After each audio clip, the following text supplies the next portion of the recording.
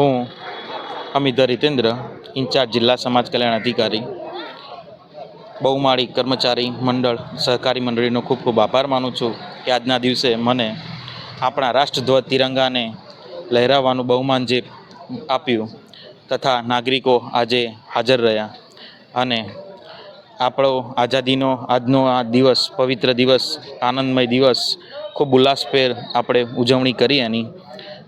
આપણો આઝાદી મળવાથી આઝાદી એક અધિકાર નથી, આપણી પ્રામાણિક ફરજ પણ છે. એટલે હું સૌ નાગરિકોને પ્રાર્થના કરીશ, વિનંતી કરીશ કે આપણે સૌ આપણી ફરજ પ્રત્યે પ્રામાણિક રહીએ, નિષ્ઠાપૂર્વક બજાવીએ. એ જ આપણા દેશ માટે નાનામાં નાનો પણ પ્રામાણિક આપણો એક ભાગ રહેશે. આજે બહુમાળી ભવનના પટાંગણમાં આપણે આજે રાષ્ટ્રધ્વજ તિરંગાને લહેરાવ્યા આપણે.